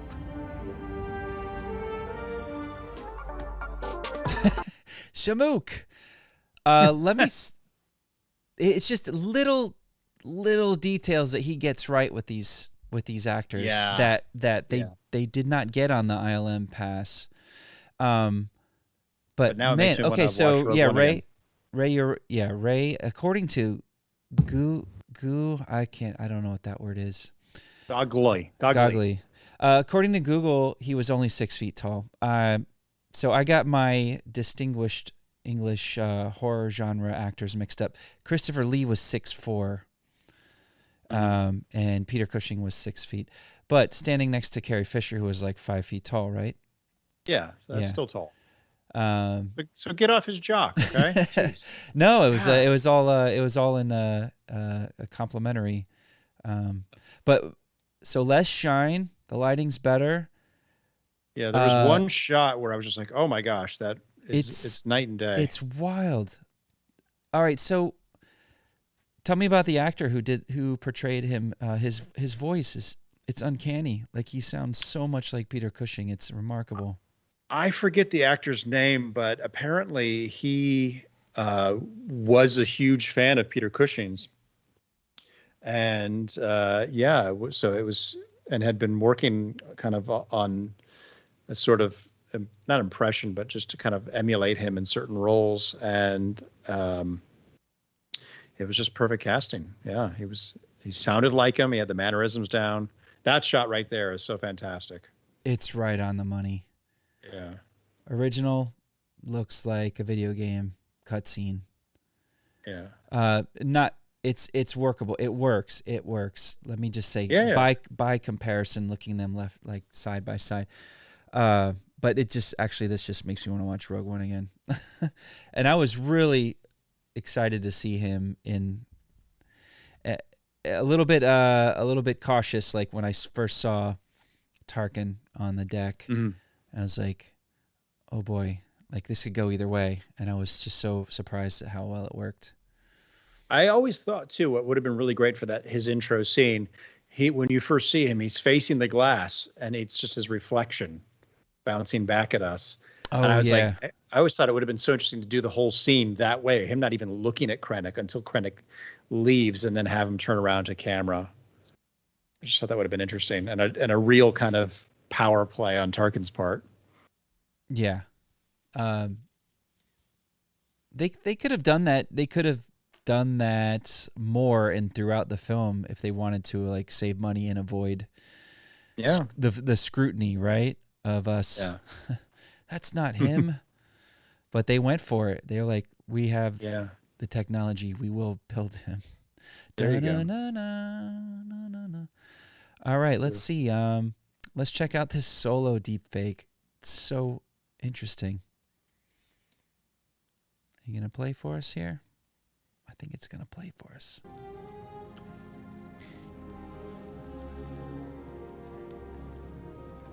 How about you? What are you going to do with your share?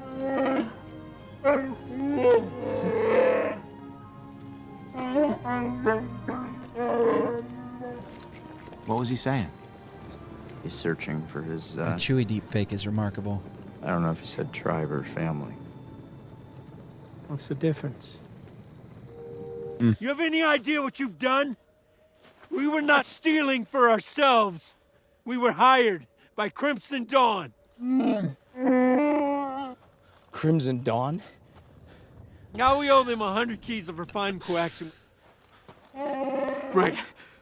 We run. I'm already a deserter. What's the difference? The difference is the Empire doesn't send out a team of enforcers to hunt you down. You have any idea what it's like to live with a price on your head? The only thing to do is to go to them. Maybe I can find some way to make it up to them.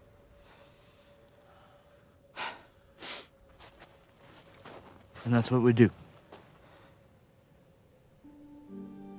No. He knows me, not you. If you come with me, show your face, if they don't kill you, you're in this life for good. Probably going to copyright strike for this. You find some way to square this. I forgot how long this scene is. We still get our money? Maybe. For me, it's worth the risk. She is a hell of a ship.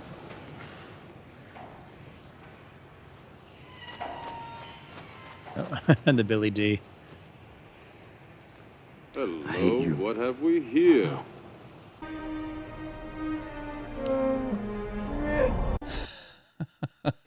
So here's the thing. Yeah, tell me the thing, because I have a thing too. If anything at all, this actually shows what a great job Alden Ehrenreich and Bacher did. Yeah. Yeah. I people complain about the movie and whatever. I think it's a fun heist movie. It's a great cowboy movie. It's a fun film. And I find myself, if I need some Star Wars background, there's like 3 or 4 movies I go, that's the one that I'll put on as background noise that will distract me the most. Even though I don't want it to, I'll find myself like, oh, I got to watch this scene. I got to watch this scene. And he does such a great job, and he does just enough of Harrison Ford, but makes it his own thing, which is what an actor in that position should do. I don't know. Yeah, it's not mimicry, but there are little nuancy moves he does. Like you saw, he does the point. Yeah, he does the point. And he's like, there's always like Harrison biting his tongue, like he wants to really let you have it, but he he nailed it. He nailed it. It's just weird hearing his voice and seeing Harrison Ford's face, because that doesn't line up.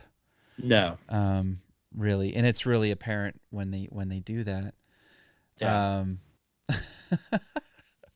That's what I just thought was strange. It's just like that mashup was really, really strange. Yeah. Now there is that, and I think we've talked about this. There is the guy on YouTube who looks like a young Harrison Ford and does a frightening impression, who was actually hired to play young Harrison Ford in Age of Adeline. Anthony Gruber. I rallied so hard for that kid to get that part. I wanted him to be Han Solo so badly. Yeah. If anybody, if you haven't seen Anthony and Gruber, guys, check him out. Check out his. He's got some actors reels on, and some auditions that he's done on YouTube, and he's just like the spitting image. Pretty close. Yeah, it's close enough. And like I said, he was hired for Age of Adeline, and it's freaky. It is really freaky. He looks, I think in that one, I could be wrong, but I think he's wearing this like kind of army fatigue jacket, and it looks like Harrison Ford in Force 10 from Navarone. Yeah. It's frightening. Let's speculate. Why do you think Anthony Gruber did not get that part? Mm-hmm. Why do you think? I think because they didn't want to have someone do a Harrison Ford impression. They wanted someone to come in there and do their own thing. Even if he dialed it down, like almost every angle of him is a young Harrison Ford. So even if they said, "Hey, lay off the finger pointing," you know what I mean, and the mugging, and you got the part. Like, I don't think he's working too hard to act like or look like Harrison Ford. No. I don't know. I think maybe it would have been too distracting. You would have sat there the whole time going, God, he looks just like Harrison Ford, doesn't he? No, I don't see that as a deficit. There might have been a few times I prayed before I went to sleep. Like, I literally like knelt down by my bed and just said, please make Anthony Gruber Han Solo. Like, I was like I was team Gruber for sure. But to Ray's point, and before the casting had been finalized, we saw Ehrenreich in Hail Caesar as the yokel actor who they're trying to make into a Cary Grant type star, right? And he's so good. And he's so darn good. And when I saw that there was a short list going around for a while. I don't know if you remember any of the other was like Chris, one of the Chris's. Okay. One of the Chris's, who's also up for Indiana Jones always. Chris Pratt. Religious Chris, yeah. Yeah, Religious Chris, which is his Twitter handle. Probably. But I think he's always been on a short list. But I was glad Ehrenreich got it if Gruber didn't get it. And he's a delight to watch, and I do dig that film a whole lot. Yeah, I do feel it came out. It should have been December and not May, because since releasing Force Awakens in December, it kind of became this. Every December, every Christmas, we get a Star Wars movie. That's awesome. Marvel has the summer. Let them have their summer. Yeah. Let Star Wars dominate the Christmas. So yeah, when summer rolled around, it's like, ooh, it just felt too soon. We were just coming off of Last Jedi. It's like, let us have a little while. And I think Iger admitted eventually, I think he owned it partially, saying that they were rushing Star Wars movies out too quickly. And I think you're right. I think they should have waited, and I think their marketing plan was abysmal, and I don't think enough people knew what it was or when it took place or why it existed. Yeah.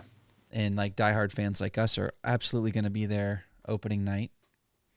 But a lot of other people didn't show up. A lot of people were also, I mean, I don't know if there's data to back this up. Maybe there are surveys, but some people were put off by the sequels and some people were put off by Last Jedi and refused to go into another Star Wars movie. I was seeing that rhetoric. Yeah.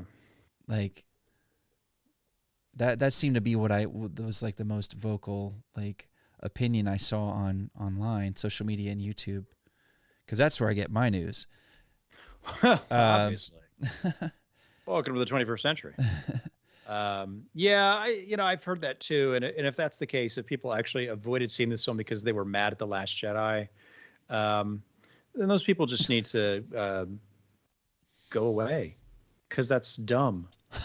Are you They won't go away. Something that really has nothing to do with the other than a banner, Star Wars. Oh, it's just like it's like, here's how we'll protest. But has that been proven ever? I don't know if that was why. I don't know. I've heard. Yeah, like fans are staying home, and Han Solo is, taking the hit. But yeah, there was the production turmoil. They outright fired the original directors. Yeah, Lord and Miller. Lord and Miller, the Lego guys. And I would have enjoyed seeing that movie. Yeah, that would have been interesting. I would have loved to see what they would have done with it, but I feel that, and once again, I have nothing to back this up, but I almost feel like they wanted a specific tone to the film, which was a very classic, almost Western type vibe to it, and that you brought in the right guy for it. Like Ron Howard is a very classic film director. He doesn't have a style that's his own. He's got a style that suits the script. He's got a style that suits a generation or a genre, a time in Hollywood, right? Yeah, absolutely. Not that it's dated, but it's just a classic. He makes a classic Hollywood film. If the story doesn't hold up, it still has like that feel. And you can't, like you said, you can't really say, "Oh, that's a Ron Howard film." No, you see a Scorsese film, it's him. You see a Spielberg film, it's him. Yeah. Fincher has a specific look. Tarantino, there are these directors that have a signature that Wes Anderson. Oh my God, Wes Anderson, totally. Yeah. So yeah, I think maybe they were going for something, but then again, who knows? I mean, we'll never know. Yeah. Unless one of us gets to work at Lucasfilm and can get some dirt. And then Ray's followed up with, he'd love to have seen if Ron Howard had been there from the very beginning. I agree. Yeah. But I think the film might suffer from like a clear tone and like through line in that, like if it's you change directors midstream or even early, I think they'd shot half the movie already, right? I think so, and then they went back and reshot a bunch of stuff. Yeah, so it maybe didn't have a chance like of being an A+ Star Wars film. Again, maybe, I really like it a lot. I saw it a couple times. I've watched it at home, but that's just. I would love to see a Solo 2. I would love to see a follow-up. I know we're getting a Lando series, but I want to see them on the big screen again. Absolutely. And I would love to see more Star Wars stories. I want to see more individual films. Yeah. I like that. I liked like we're going to make a Star Wars story, and it is kind of an anthology series in a way, but it's long form and it's using characters that we all know, and it's constrained by the timeline and the rules, but also introducing new characters and themes and some new vehicles and situations. So yeah, I hope it doesn't sound like it's on the books anywhere now, a Star Wars story, anything. No, I think it's dead for a while. I wish it wasn't. I would love to see some stuff that takes place in the prequel years. See some like Jedi stuff. See some some clone trooper stuff in live action. That would be difficult to do with just Tamara Morrison. Well, do you know what we've never seen before? And I probably brought this up before because we've never seen a live action clone before. No. All CGI. Lest we forget, has anybody out there thought about that? How much the clones are beloved, like in the canon now, and as part of the story. At least in my mind, people love the clones.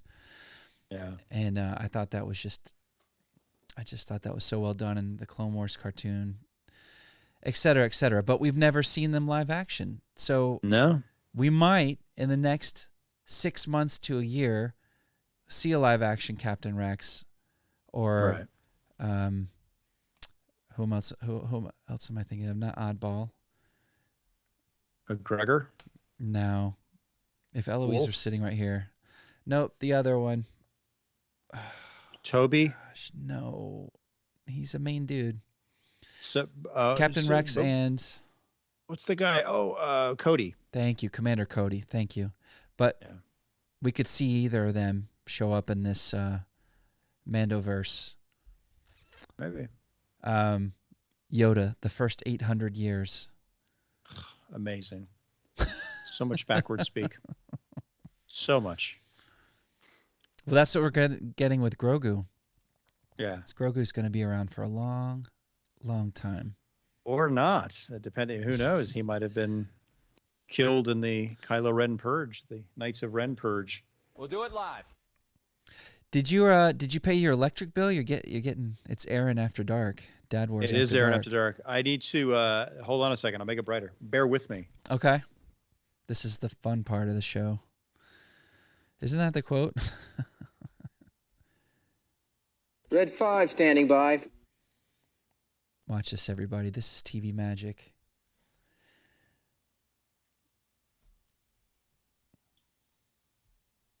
This is podcast magic right here. You have scan lines. You're I bet it's because you're. Yeah. Here we go. This is a little 1980s for you here. I dig it. Is that Michael Mann? Tony Scott, maybe? Here we go. That's great. I don't know what this faces I'm making right now. Did you open the blinds? Is that what you did? I did. So yeah. you didn't pay. The You did sun's- not pay the electric bill. No. Your camera's running on battery. Go close it. Go close it. No, it's great as long as you're happy, Justin. Ow. It's over, Anakin! I have the high ground! Stay tuned. There we go. All right. So really quickly, we just because we had to do some hardware reconfiguring and get this show where it wouldn't crash, we were unable to review 2 episodes of The Bad Batch. And I don't want to dig too deep. I don't want to keep everybody too long, but I just wanted to get your thoughts on where things are now with The Bad Batch and what you're thinking of these last 2 episodes. One being referred to pretty commonly online as a filler episode.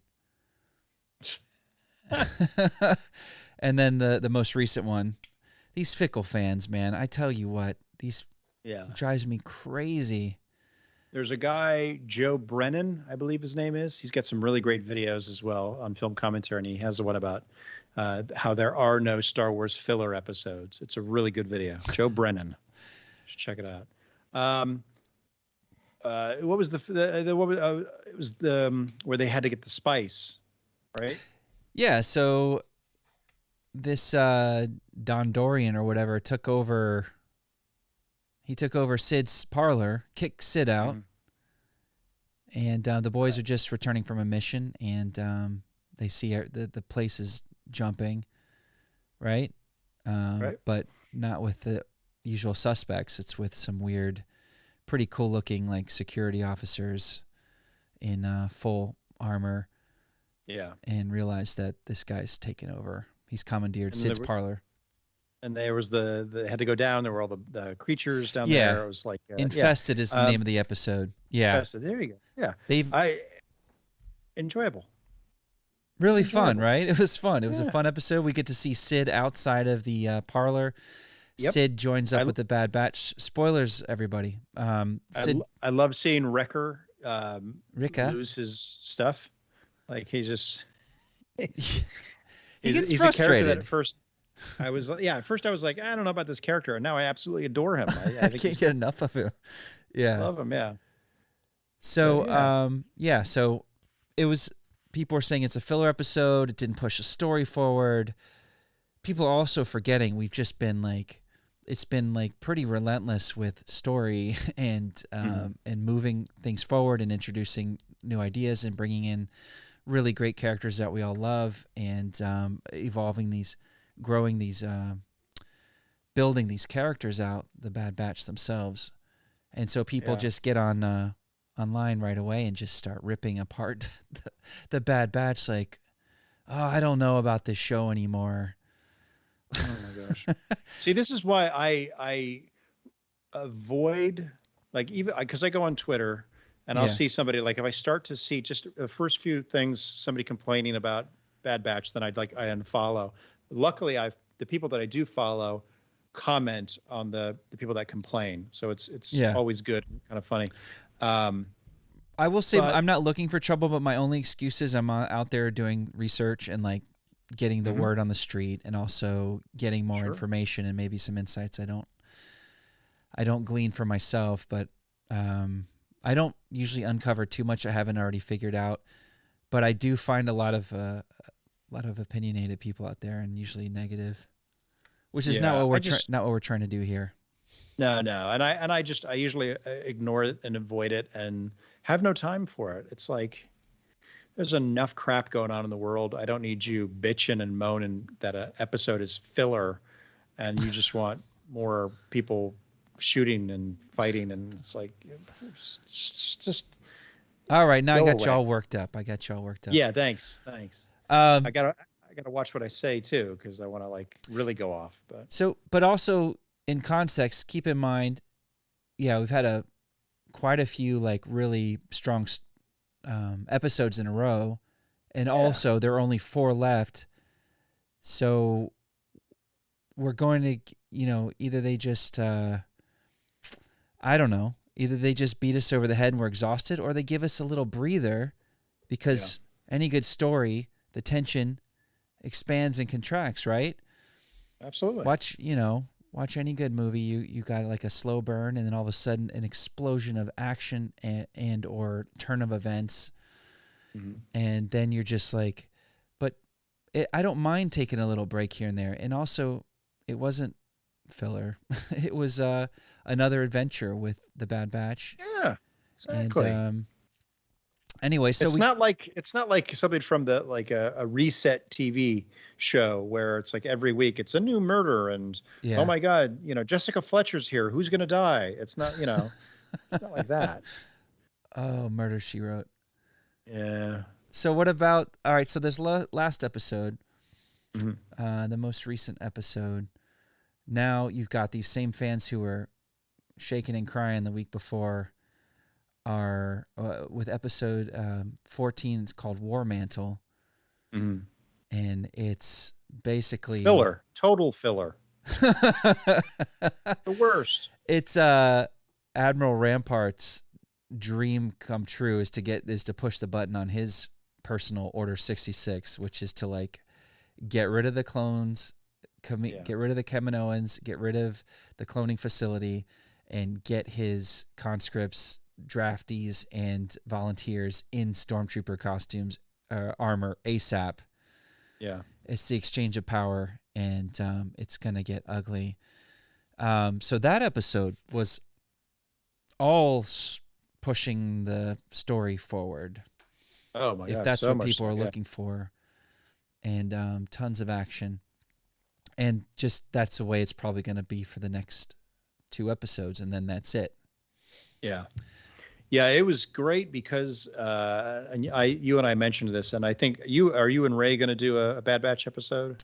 We're gonna. I was just talking to him earlier. Yes. Well, we'll do a quick get caught up next week or this week sometime, and then we'll follow through with the final 2 like closer to real time. So.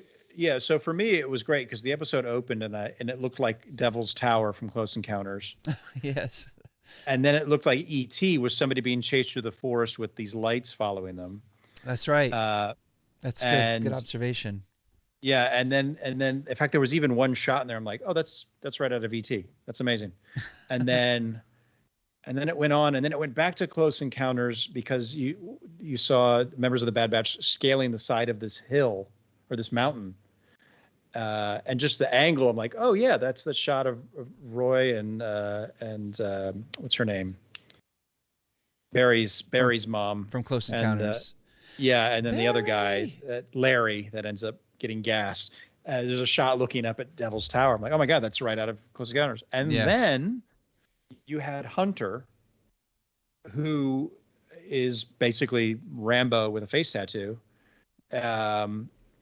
Falling, and I'm like, oh my God, that's First Blood, where he's falling up the side of the cliff and going through the trees. And I'm just like, Yeah. How amazing is this episode? So yeah. Yeah. I wonder how conscious that was to, or these people are just like in love with film and they're just translating what they know from what they've seen in these classic, what all look like 80s movies, right? Yeah. I mean, it's great. This episode, yeah, it had you had that feel of like the First Blood, like Hunter on the run. Yeah. Yeah. It hit all those marks, as you said. More story points. The Kaminoans are in trouble. Mm-hmm. Lama Su and Nala Se. Tanwi is apparently dead, right? Like Fennec took her out. I don't know. I didn't do it. I liked Fennec until that moment. Yeah. Because Tanwi, she was a sweet, sweet. Isn't it Kaminoan. Tanwi? Dad, Tanwi's here. Yeah, if you're a New Zealand clone. Okay, well you don't have to yell at me. Uncalled for. Tanwi. Rude. Yeah, I think you're right. But so yeah, Rampart is so excited. He's just so happy with himself that he's getting to be a part of this milestone or this big, huge turning point for the Empire, to solidify 100% control of the military. Yeah. They just didn't trust those clones, especially with Clone Force 99. Yeah. Clone Force 99 did not help the cause in like keeping the clones alive, as ironic as that sounds, because they showed, right? They showed that, all right, these are, they have agency. They're thinking for themselves. They could go rogue on us, and their suspicions are right. Yeah. I mean, I don't want to go into it too much if you and Ray are, but I had a thought. What if at some point, what's his name? Crossbow? Longshot? You never like to say Crosshair. You just don't like Crosshair. That's what it is. Longbow. I like that one though. Crosshair. What if he continues to be a good soldier, and then eventually realizes that he's on the chopping block. Like it's Rampart having surrounded him with all these troopers, and then the realization, like, I've done wrong. I've made a huge mistake. Yeah. Like in arrest, and then that's how he dies. Like what a way to impart a little sympathy for a completely unsympathetic character now. I think it's going to play out just like that, and I didn't see that through until you just painted that picture, but I totally agree with you. Yeah. I think that's how it's going to go, but it's going to be a waste because he won't, I don't think he will have redeemed himself, but I think we'll still feel bad for him, as you say. Maybe he will do something before then. He's one-on-one with Hunter, or wait. Yeah, he at the end of that episode. Hunter's in his held captive. Yeah. And that's where that episode stops. It's gonna get really dark, as if it wasn't already. Yeah, exactly. And I just kind of chuckled too, because I think this episode started in the dark. A lot of episodes in the dark, literally and figuratively. Yeah. Not a good show to watch in the daytime. Yeah. So do you think they took out Lama Su, the leader of the Kaminoans, when they? Yeah, I do. Did they hold that shot of him behind closed doors? The doors shut with stormtroopers. Rampart basically saying he's done, and then the camera pulls back. We don't see what happens, and I'm just waiting to hear blaster fire, and we didn't hear blaster fire.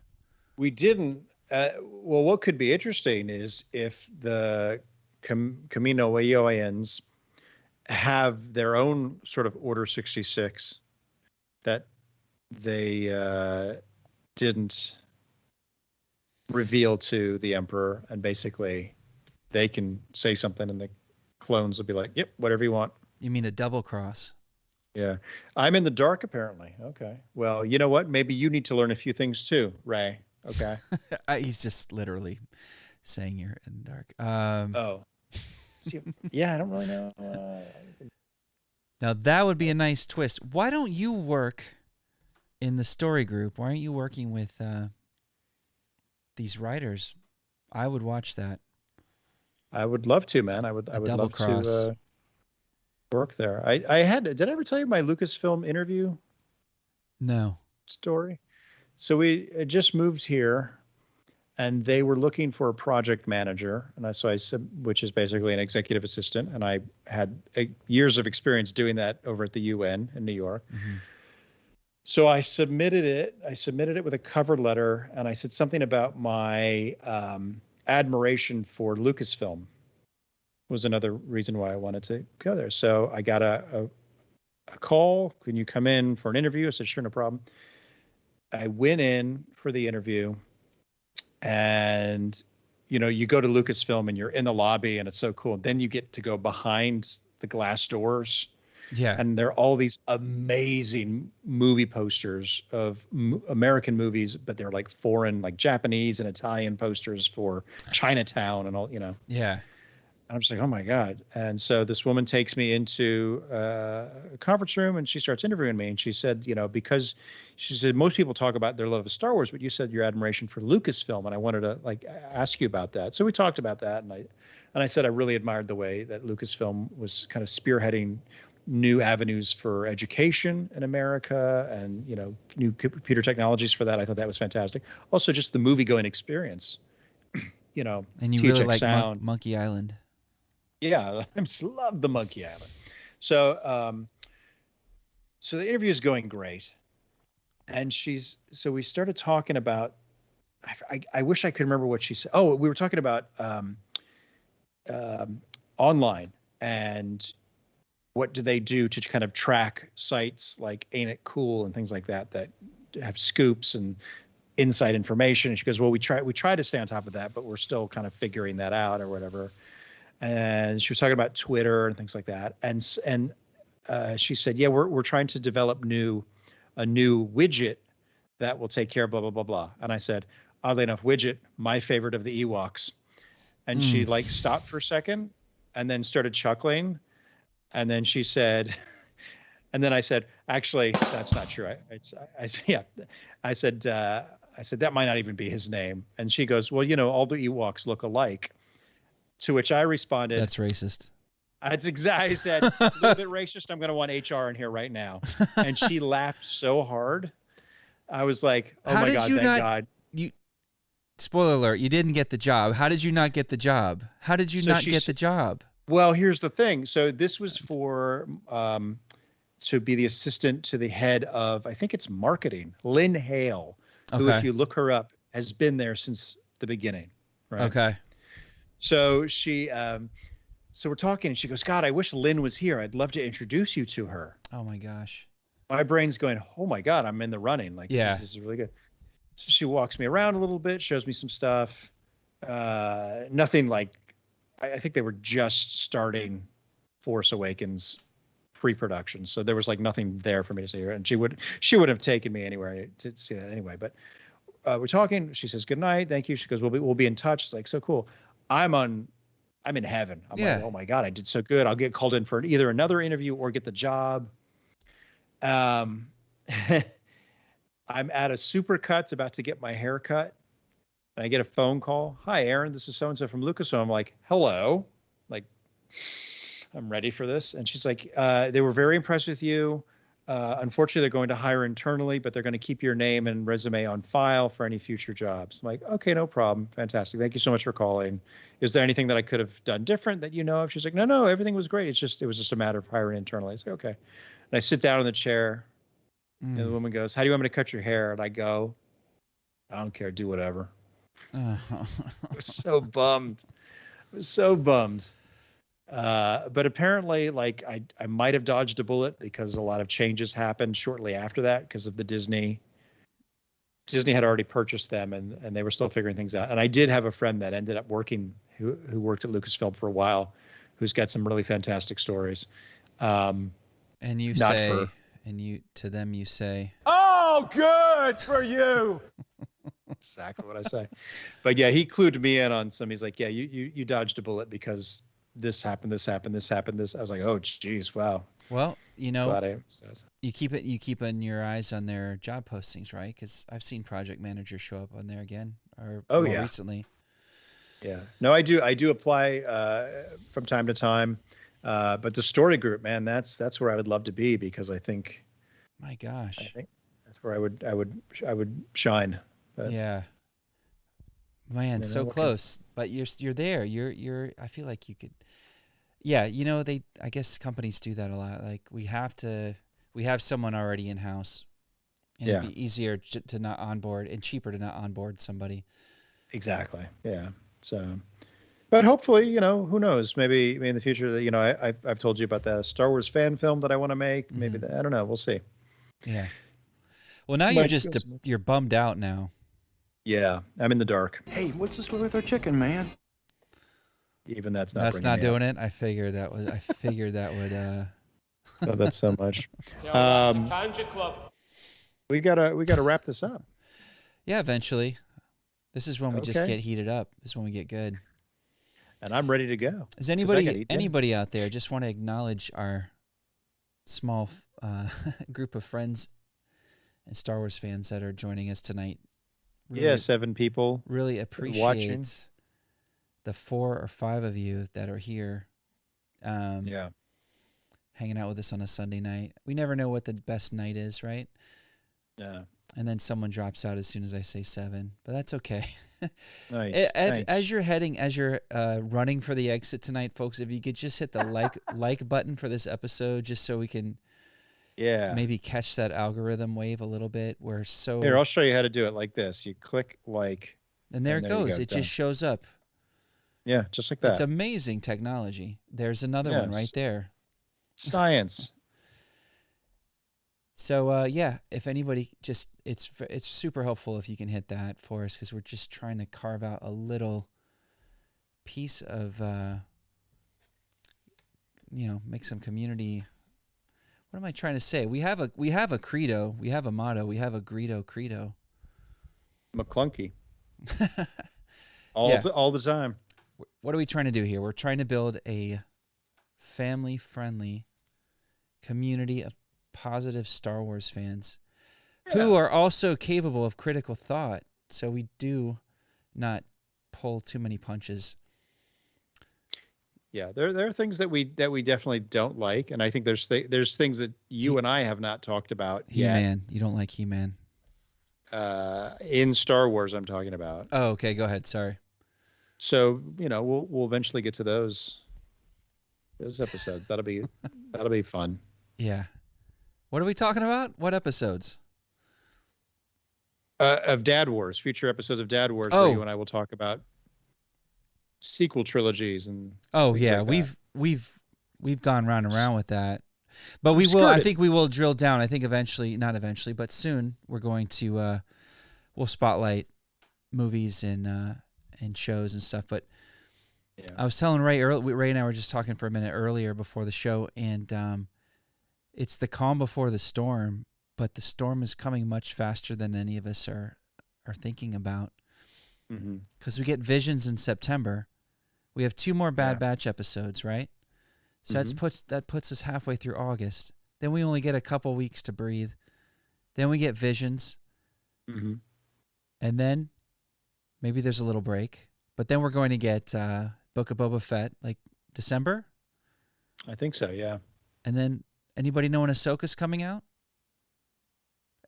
Then we're going to get early next year, I think. And then we're going to get Mandalorian Season 3. Kenobi, which I keep neglecting to talk about. But Andor. Andor's coming up. The floodgates are going to open. We are not going to have enough time in the day to talk about all this stuff. So if you hear us talking about the Bad Batch for an extended period of time, it's because it's the only new Star Wars that we've got on our hands right now, aside from the comics and novels, which I'm not a huge fan of. You hate reading, basically. You don't like it. No, I love reading. I love to have time to read, and I love to be able to paint the picture in my own mind.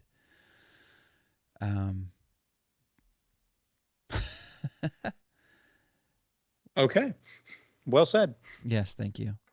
But no, I was thinking about picking up some trades and getting caught up on some of the Marvel Star Wars comics, and the current one with Vader chasing Boba around the galaxy for the bounty of frozen in carbonite Han Solo has piqued my curiosity, but I have to say I don't want. It sounds like a lot of retconning happening. Yeah, and for me it was always Boba took Han right to Jabba. Yeah, and I remember the Marvel comics there was a whole thing about him going against Bosk and IG-88 they stole Han. I know there was a whole thing about that, and now it seems like it's more of that. And I'm just it is more of that from what I've seen. Yeah, but that's a lot, and also there are questions I have why Vader had him already. Mm-hmm. He had him on Bespin. Mm-hmm. He didn't need to. Why did he let him go? They must answer that in the comic book. Maybe it's something to do with the fact that he didn't get Luke, so in order to draw Luke to him, he wants Solo, so Luke can come rescue him again. But that's the whole plot of The Empire Strikes Back. Yeah. I don't know. It's all right. It's all right. It's all speculation. Yeah. Yeah, Justin, stop yelling at me. God. First. All right, man. All right. It's been a good one. Yeah. Hey, no technical difficulties. It's amazing. This is it's like we started all over again. It's like we rebooted the show. Yeah. But we've had the luxury of no one watching or following us all this time. Yeah. So we've had all these chances to mess up, and so now we're doing it live. So maybe our next episode will be the official first episode. We can always do it again. We'll call every episode 1. Yeah, we'll just retcon every single episode. Gavin, thank you for hanging in there, man, this whole time. I know everybody's time is precious and valuable, but I really do appreciate it. And we hope to entertain you guys more in the coming weeks, months, and years. How many years do we have left, Aaron? We're not... The doc gave me like 2 months, so... Okay. Yee. I think I'm just going to call it like the artist, the director in that Visions trailer. He's like, I'm glad this is my last... There you go. I hope this is not our last episode, but... I don't think it will be. So, yeah, just to sign off. Now we're freezing up a little bit. Are you still seeing us over there? Are we freezing up? At least on my machine, it looks like we are. Yeah, we're still moving. I still look like I'm... yeah, I definitely need to change to 30 frames per second because I've got some sort of... It looks like interlacing. Does it? I think you're either... Yeah, it's probably it's probably that. Okay. And my canvas. Yeah, we should align that up. You know what? I got a late start to come into the thing. Next time we'll do a pre. Oh, and I did as well. It's always a late start because this happens after I put three of my kids to bed. Yeah, once again, and baby cat, Nyquil. And the chickens. And I'd be remiss if I didn't mention the status of the chickens very quickly before we sign off. But Hey, what's this with our chicken, man? So we're up to 7. We have 7 hens now. This is for my friend Pierre. And they're all watching the show. I should have led with this. I buried the lead. Pierre is a dear friend of mine, and he left me a show note recently that said, you got to talk more about the chickens. So I need to talk about the chickens. Lemon pepper's fine. Blueberries hanging in there. Those are Rhode Island Reds. We've got Blanche. She's kind of new to the party. She came with Nugget. Nugget's a gray Arcanis. She's huge. She's a sweetheart. Blanche is a small little scrappy Rhode Island Red. And then we just inherited, or we rehomed 2 more, and the girls named them Rosie and Queen Abigail. Oh, nice. And they're all alive still. And they're free-ranging, and they go in the coop at night, and we're getting lots of eggs. So if anybody wants any eggs, I can mail those to you. Just send me your address. Hey, what's the story with our chicken, man? Have the eggs had a chance to hatch yet? Well, maybe you can go check on it for me, my friend, if it's not too much trouble for you. All right, I'm sorry to put you out. You see the attitude? Unbelievable. Look at him, like hysterical now. What were we talking about? So great. Great. So yeah, that's the chicken. That's the what's the deal with our chicken man segment. You gotta make a banner for that. Yeah, we'll have I want to put Owen Wilson. We're trying to integrate Owen Wilson in the show because Aaron and I are working on our Owen Wilson impressions. Yeah, Justin has had a great one for years. So I skirt around it, but we'll save it for when our friends least expect it. Yeah.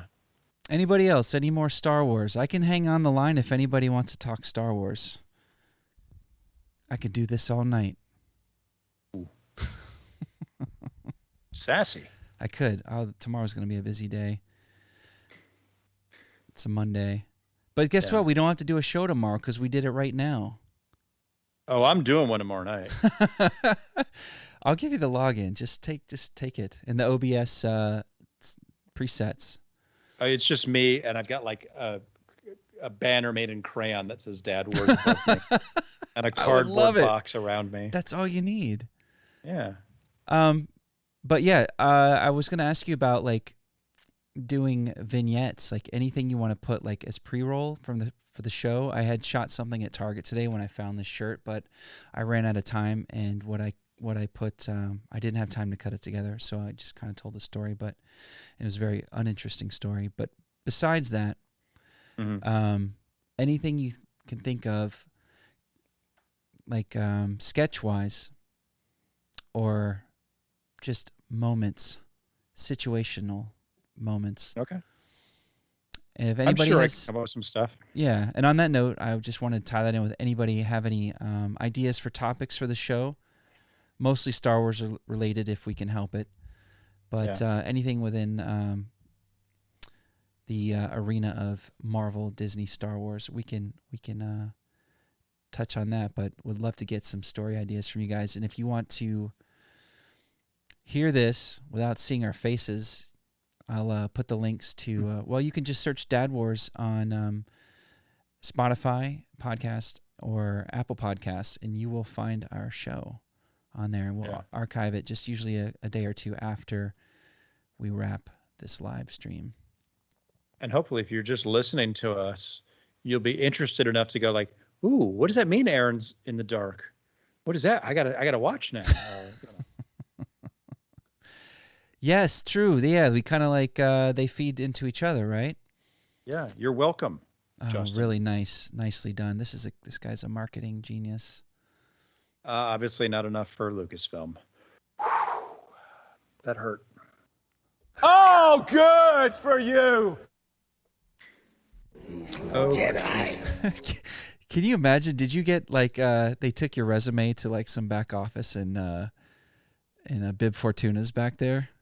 He's no Jedi. Damn. They're only hiring Force sensitives for the project manager role, Aaron. Yeah. My midi-chlorian count is so low. And they're like, "You're nothing. You come from nothing." No, I'm someone's grandchild. Anyway. Could it be Obi-Wan? Nope. I'm glad she wasn't anybody's lineage. I know you are too. Are you? She was. They made her Palpatine. I was trying to forget that. Oh, I see what you're saying. Yeah, it's like when people talk about some fourth Indiana Jones movie. Like, okay, whatever. Let's Fantasyland is fun. Yay, in the movie, Peter Pan. In the movie I saw entitled Episode 9, Duel of the Fates. There you go. Man.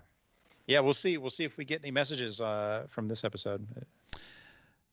We hopefully will. Yeah, so you can also email us at thedadwars@gmail.com. Also follow us on Instagram at The Dad Wars. You can also buy a Dad Wars t-shirt on TeePublic. Did you know that, Aaron?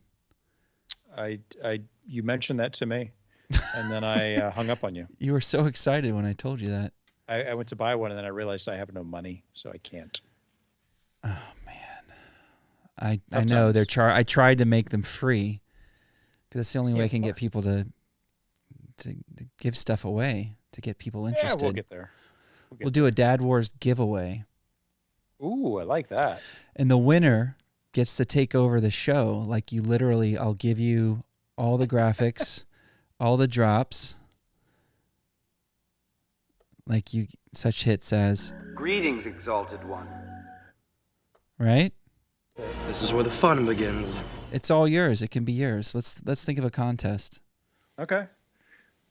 But maybe we should instigate the contest when we get like double-digit viewers. Yeah, we have double-digit subscribers. Yeah, but I think it's about like people actually watching while we're doing the show. Yeah. Because either way, Ray's just going to win all the time. All day, every day. I thought Gregory B. James was going to be chiming in, but he had other fish to fry. Yeah. Speaking of frying fish, I'm going to go make dinner. This is the part of the show where I try to keep Aaron on because he's getting hangry. This is the part where hopefully your kids aren't listening because I'm about to swear a lot. The good news is I can edit that for the podcast. The bad news is the live stream lives on forever, unaltered, unless I just delete it, which I don't want to do. The amount of strength I'm showing right now to not say the things I want to say. What I want to do, though, is I want you to have snacks with you when we do the show. There should be a little wooden bowl with like some Werther's Originals, and you mix in some... and mix some in butterscotch in a bowl, Cracker Jacks. Candies. Yeah. I think you should just mix that all up. Put some Twizzlers in there. Sounds awful. Get a can of RC Cola. Just put it right there. And if you're ever feeling, you know, the blood sugar is dropping a little bit, you're not as interested in what I'm saying, just take a big old swig of that RC, that Royal Crown. Better yet, take the Twizzler, put it in the can, 12-ounce can, right? Use it as a straw. Mm-hmm. The RC, instantaneously, as you draw a sip of RC through the Twizzler, it corrodes it. Mm-hmm. It's instantaneous because it's so corrosive, the RC Cola, and that's what it does to your insides. So if you do that... Ultra GK Art just chatted, I take it back. Not a great show anymore. He did. I'm not going to put that up, though. Yeah, you shouldn't put that up. So I think if you get that on one side and then you have a casserole dish on the other side with the lid off, you put some candy corn. I think you need to get some candy corn, some Cheez-Its, like the Tabasco flavored Cheez-Its. Yeah, and just a big dollop of Fluffernutter on top. Yeah. A big spoon, some chopsticks. You will be right as rain. Nice.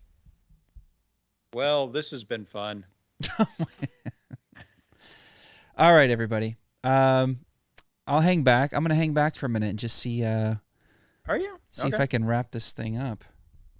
All right, then. I don't know. Maybe. Why not? Do it. Get some solo time in. Work on my hosting skills. You got this, man. This portion will be cut from the podcast. I don't think it should be. Good night, everybody. Thank you for listening. Thank you for watching. Subscribe, like, all the things. As always, may the force be with you. Oh, Aaron, that was awesome. Thank you. All right. Talk to you soon, my friend. Okay. All right. Bye. All right. That was just like hanging up a phone call that lasted 2 hours. All right. Anybody still there has anything to talk about, let me know now. If not, I'm going to call it a night myself. It was great hanging with everybody. And I think we are going to sign off. The goal of the show is to have as many of you chiming in the chat as possible to keep this conversation going. Because I can do this all night, but I can't do it without your help. You are my only hope. There's Michael Eade. May the force be with you. Mike's first time commenter. Mike, thank you for subscribing. Really appreciate it, man. Hope you guys are doing well, you and your family. All right, everybody. Until next time, may the force be with you. Bye-bye.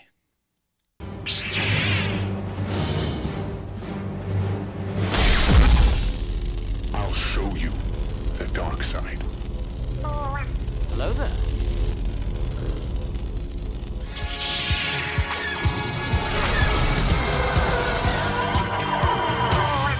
is the way. Daddy Wars. We'll do it live!